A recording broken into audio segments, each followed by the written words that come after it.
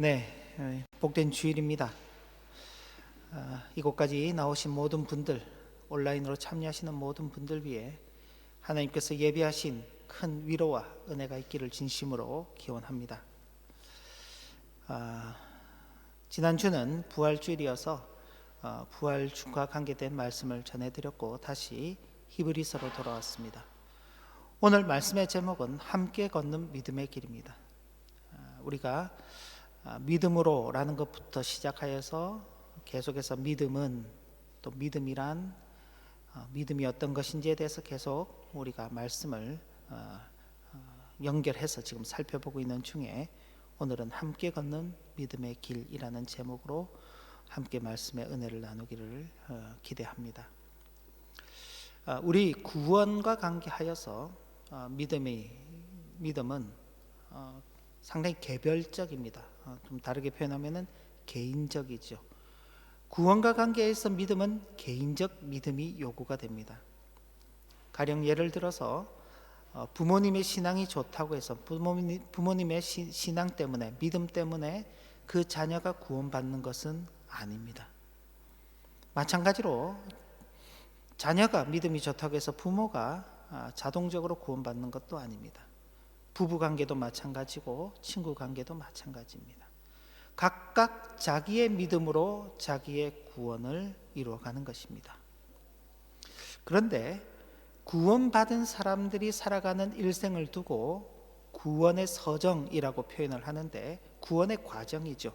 구원받은 자가 살아가는 일생의 과정을 구원의 서정이라고 하는데 그 구원의 서정 가운데서 믿음이라는 것은 개별적, 개인적으로 역할을 하는 것이 아니라 공동체적으로 역할을 하는 것입니다. 그러니까 신앙 공동체 안에 함께 그 믿음을 가지고서 그 믿음으로 서로를 격려하고 위로하고 서로를 세워가면서 그 구원의 서정의 과정을 밟아가게 되는 것입니다. 이 차이점들을 잘 기억하셔야 됩니다. 내가 개인적으로 구원을 받는 일에 있어서는 믿음은 개인적이다. 그런데 그렇게 구원받은 성도들이 믿음의 과정을 밟아가는 것은 함께 가는 것이다. 그래서 지금 우리가 함께 있는 것입니다. 함께. 오늘 7절 말씀을 보면은 하나님의 말씀을 너희에게 일러주고 너희를 인도하던 자들을 생각하며 그들의 행실의 결말을 주의하여 보고 그들의 믿음을 본받으라라는 이 권고의 말씀이 주어지고 있습니다. 이런 무엇 때문에 이런 권고의 말씀이 주어질까? 그 이유를 좀 생각해 보면은 당시 히브리 성도들이 섬기던 교회가 있죠.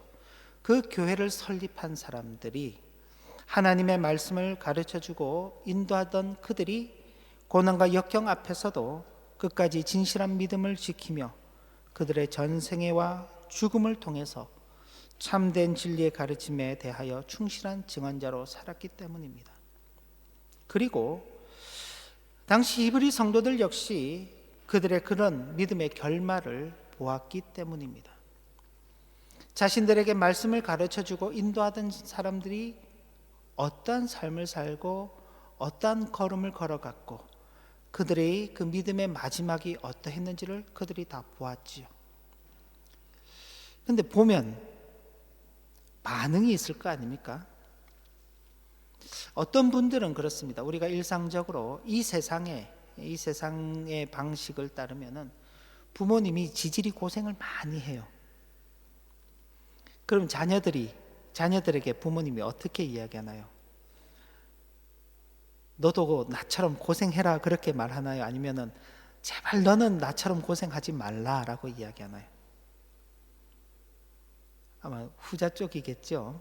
후자 쪽일 겁니다.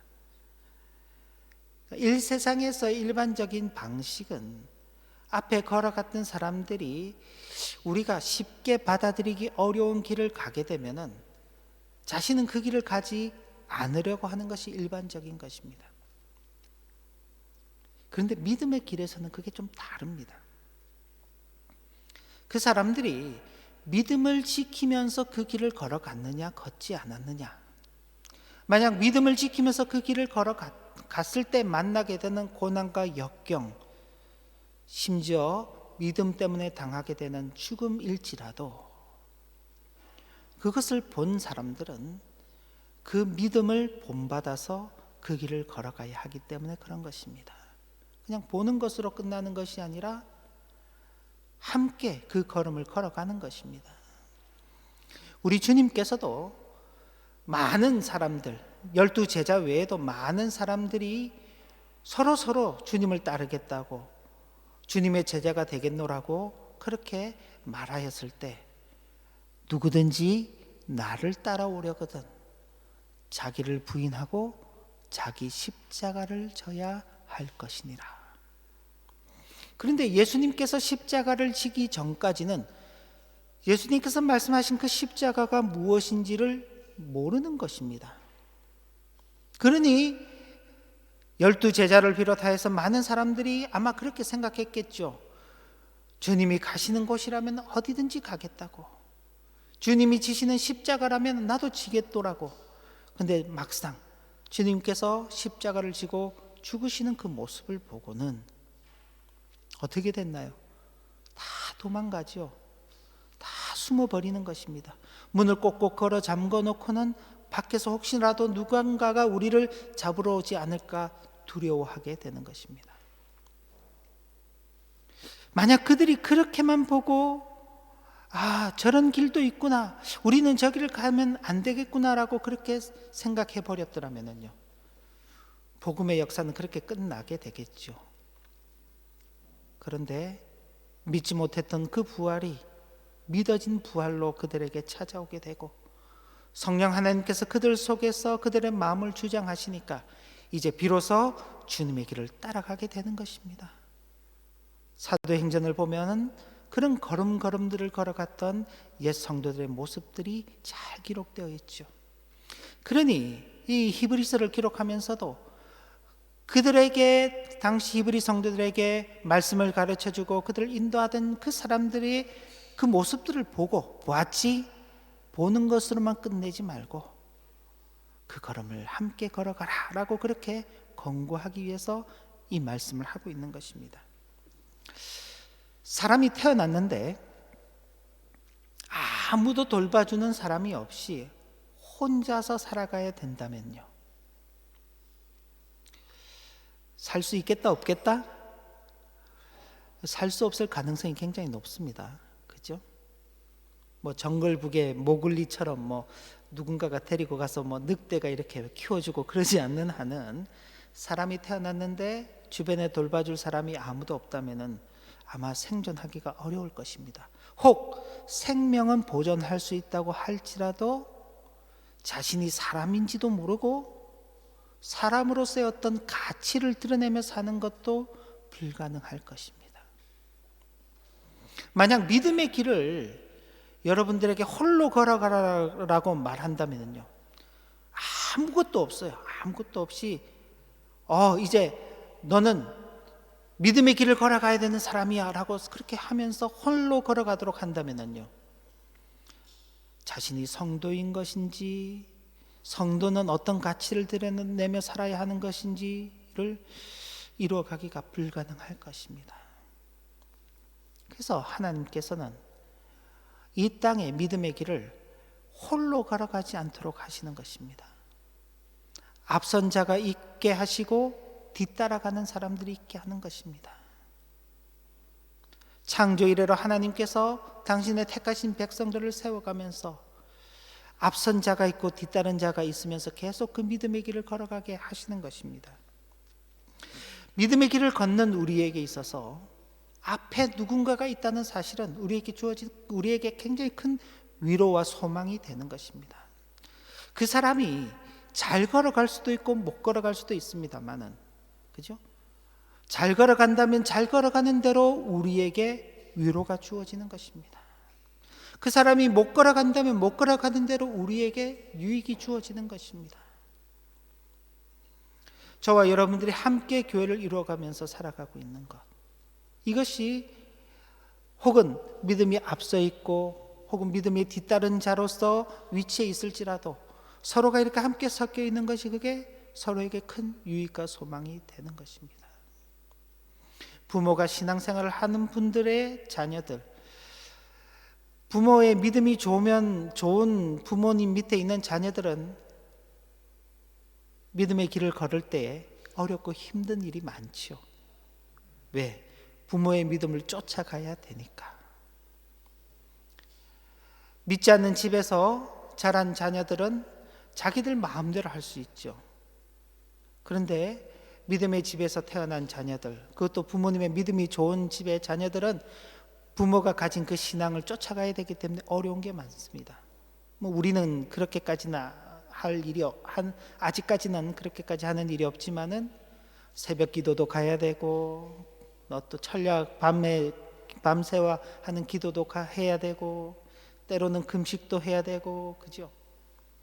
여러 가지로 해야 될 것들이 많죠. 그런데 앞에 자기의 믿음을 이끌어 줄 만한 부모나 아무런 믿음의 앞선 자가 없이 본인이 처음 신앙생활을 하는 분들은요, 쉬울까요? 더 어렵습니다. 더 어렵습니다. 온통 주위에 다 반대예요.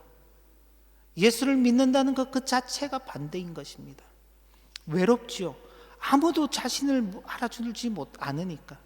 자신을 몰라주고 자신을 반대하고, 심지어는 그것 때문에 가족 사이에서도 이렇게 거리가 멀어질 수 있고 친구 사이도 멀어질 수 있는. 그런데 앞에 누군가가 나보다 조금 더 앞서 걸어가 준다면요, 여러분들 밤길을 걸어가는데 깜깜한 밤에 아무런 등도 없이 걸어가고 있어요.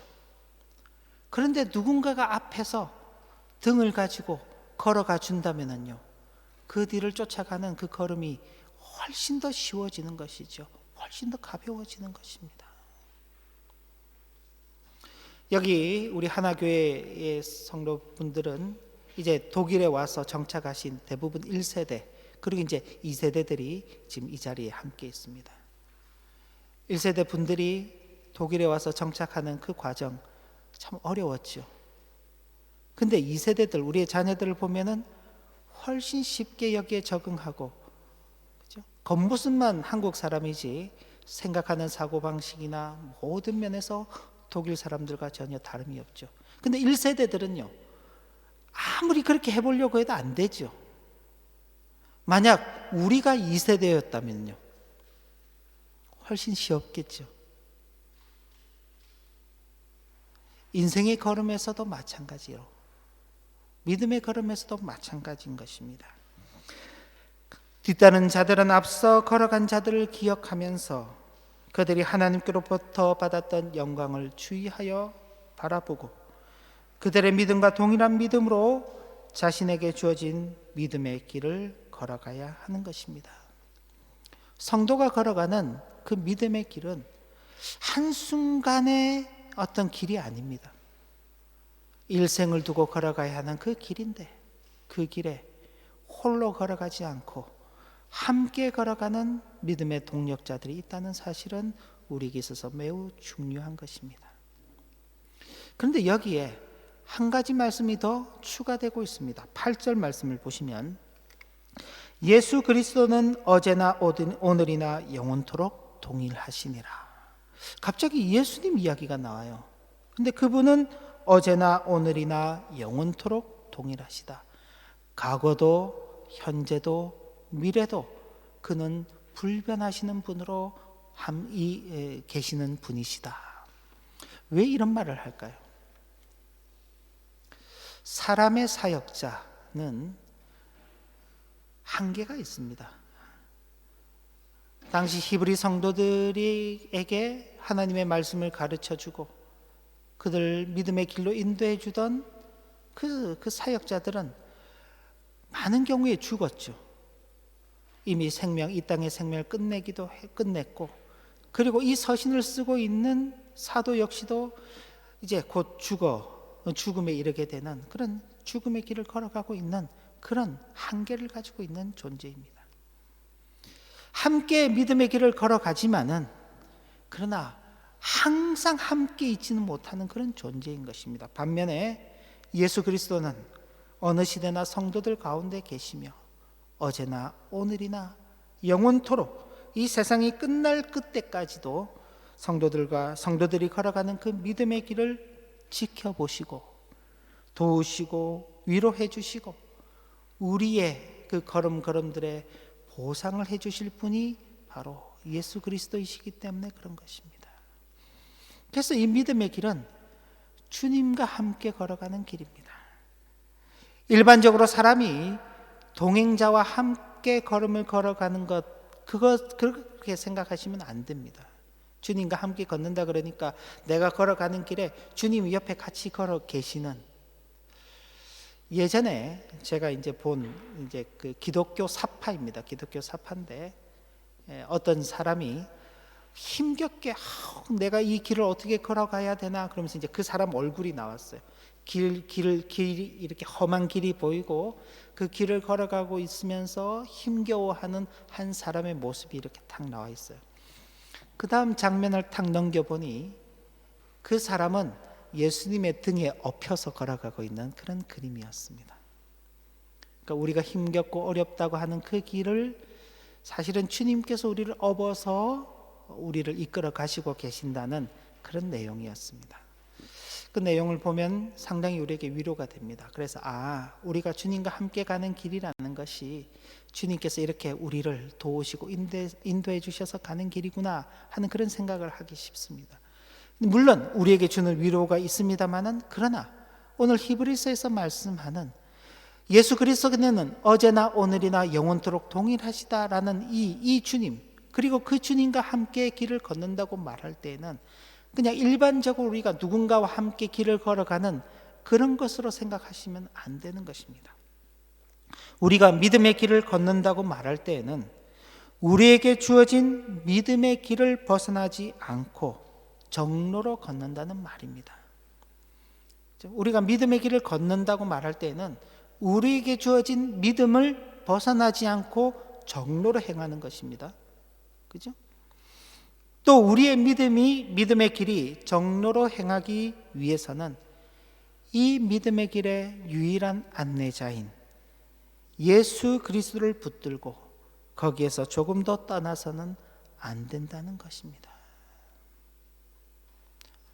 그 길을 벗어나는 순간 우리는 전혀 엉뚱한 길로 가게 되기 때문에 그렇습니다.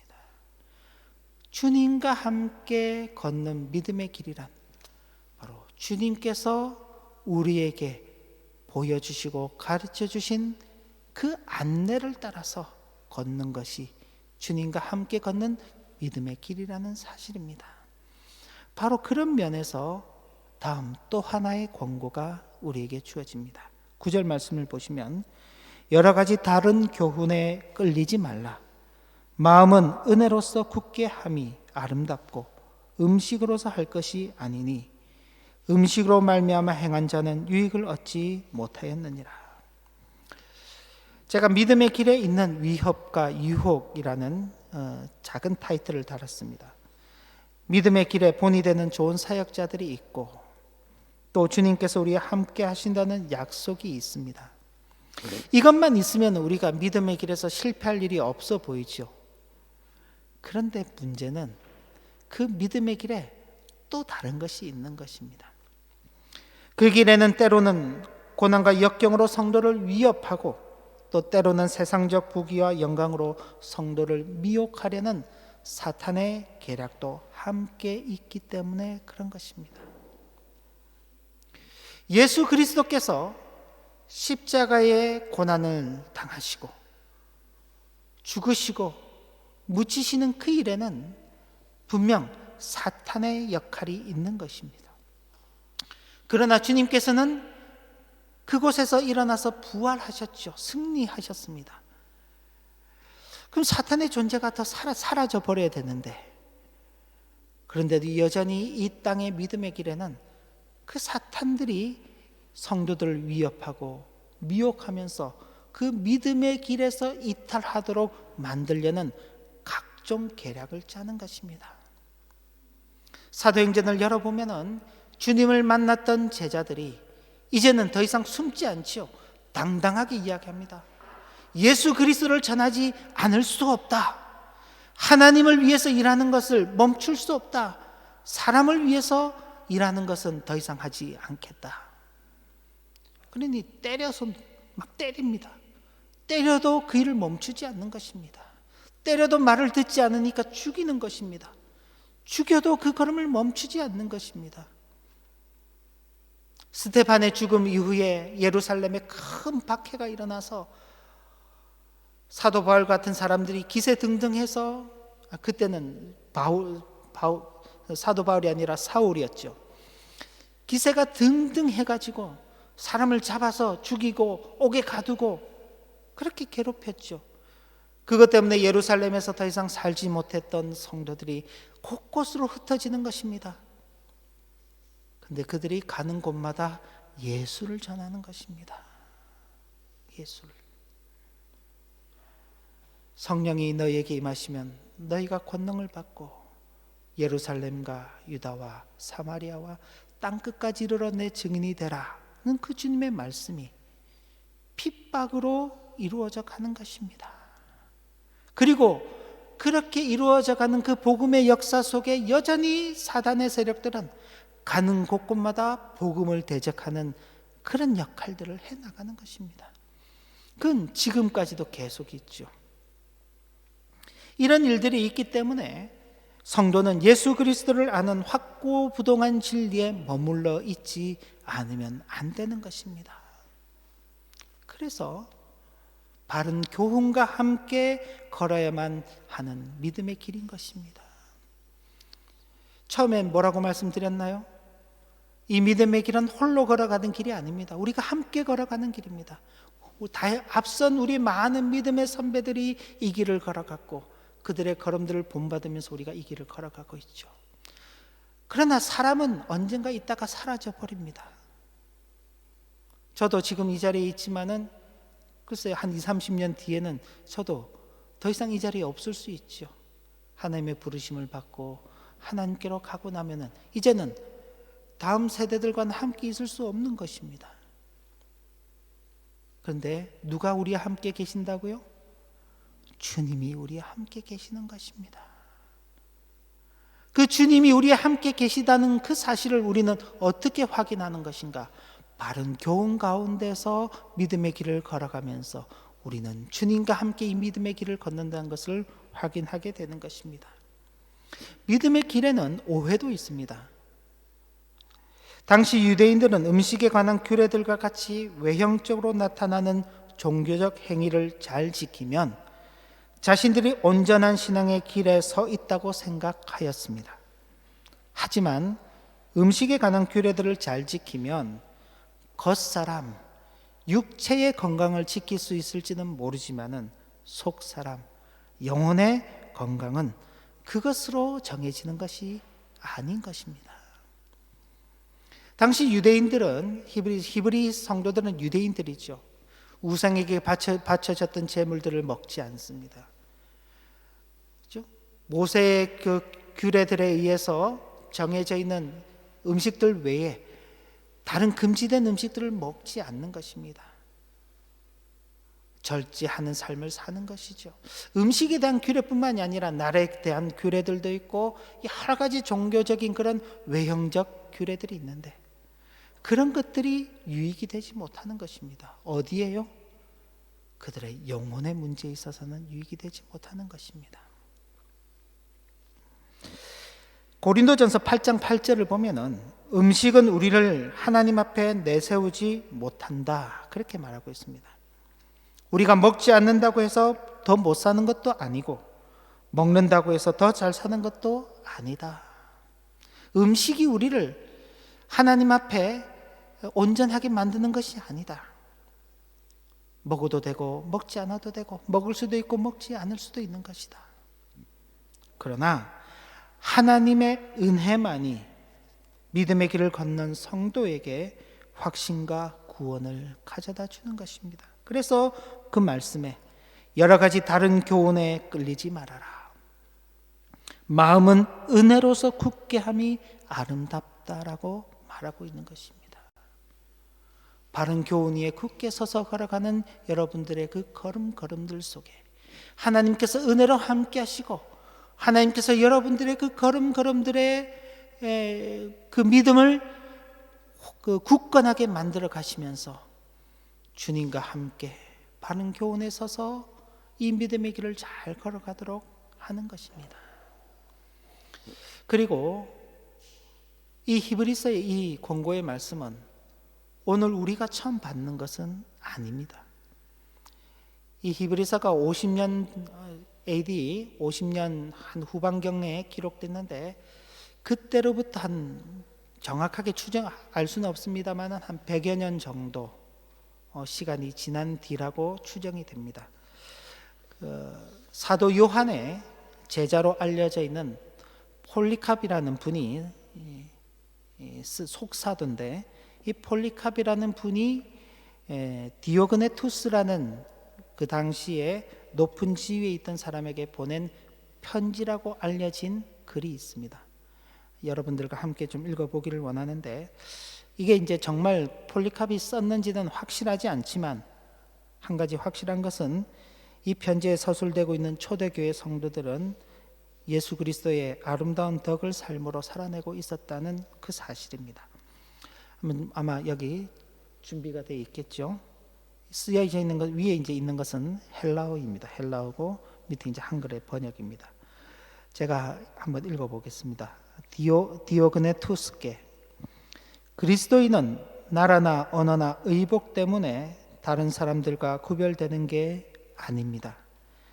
그들은 그들만의 도시에 사는 것도 아니고 이상한 언어를 쓰는 것도 아니며 특유한 삶을 사는 것도 아닙니다.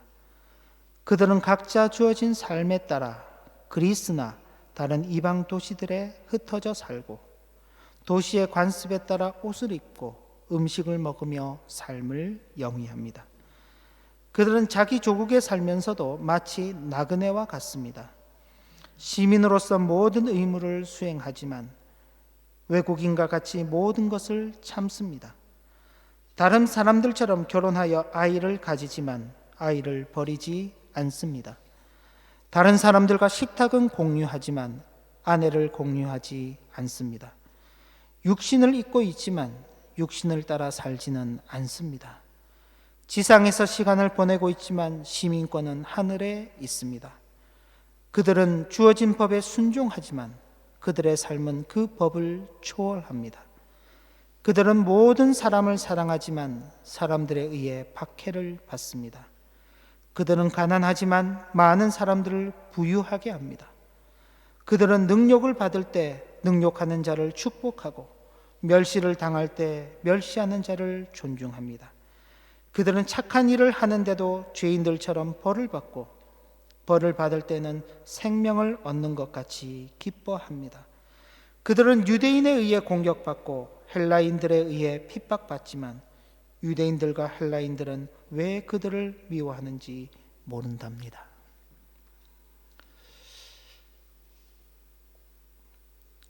앞서 히브리 성도들이 자신들을 가르쳐주고 인도하던 그 사역자들을 보고 그들의 믿음을 본받아서 그들과 함께 그 길을 걸어갔죠. 그들의 그 걸어가는 길에 주님께서 함께 해주셨습니다.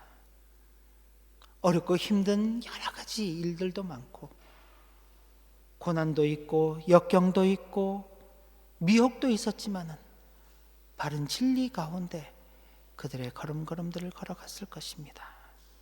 그리고 그들이 앞서 걸어갔던 그 길을 그때로부터 한 두세 대 정도가 지난 후에 이 폴리캅 속사도가 살았던 그 시대의 성도들의 모습들이 앞서간 그 믿음의 선지들의 그 신앙의 걸음들을 그대로 이어가고 있는 것입니다.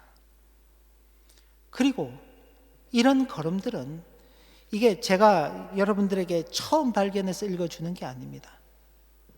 지나간 앞선 세대 속에서도 이 글들은 주님의 교회 가운데서 반복적으로 계속 읽혀왔고 우리의 앞서간 신앙의 선배들 역시 이 글을 보면서 우리도 그때 그 성도들처럼 우리의 믿음의 길을 걸어가야 되겠노라고 결단하였을 것입니다.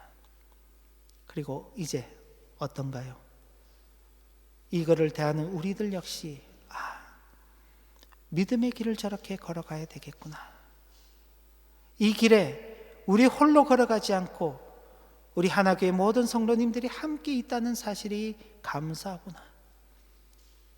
그 길 가운데 우리 주님께서 우리와 함께 하신다는 사실이 우리에게 소망이 되는 것이구나. 이 길을 바른 교훈 가운데 서서 우리 모두가 함께 이 걸음들을 걸어가야 되겠구나 하는 결단을 하게 되는 것입니다. 어렵고 힘든 일이 많은 우리의 믿음의 길일지라도 우리가 처음 걷는 길이 아니며 우리 홀로 걷는 길이 아니라 시대를 초월하여 모든 성도들이 함께 걷는 믿음의 길임을 분명히 기억하시기 바랍니다. 그리고 하나님의 은혜 가운데 우리의 마음을 굳게 하여서 주님과 함께 바른 교훈을 따라서 이 믿음의 길을 잘 걸어가는 우리 모두가 되시길 바랍니다. 우리의 앞서가는 그 걸음들을 우리의 뒤를 뒤따르는 우리의 자녀들, 우리의 다음 세대들이 분명히 보게 될 것입니다. 그리고 그들도 앞서간 우리의 걸음들을 본받아서 자신들의 그 걸음을 걸어갈 것이라고 결단하게 되는 그때가 있을 것입니다. 우리 모두가 그날을 소망하면서 함께 이 믿음의 길을 잘 걸어가게 되시기를 진심으로 기원합니다. 기도 올립니다. 하나님 아버지, 믿음을 지키고 산다는 것은 말처럼 그리 쉬운 게 아닙니다. 그런데 그 믿음의 길을 걸어가는 우리가 혼자 걸어가는 것이 아니라 함께 믿음의 동력자들과 이 길을 걸어가게 하신 것 감사합니다. 그리고 주님께서 이 길 가운데 우리와 함께 하시고 어제나 오늘이나 영원토록 동일하게 우리와 함께 계신다는 그 사실이 우리에게 소망이 되고 위로가 됩니다. 바른 교훈 위에 굳게 서서 앞서간 신앙의 선배들과 함께 우리의 이 믿음의 길을 잘 걸어가게 하시고 우리의 뒤를 따르는 다음 세대들 역시도 이 믿음의 길을 잘 걸어가는 큰 은혜를 누리게 하여 주옵소서. 예수님 이름으로 기도 올리옵나이다. 아멘.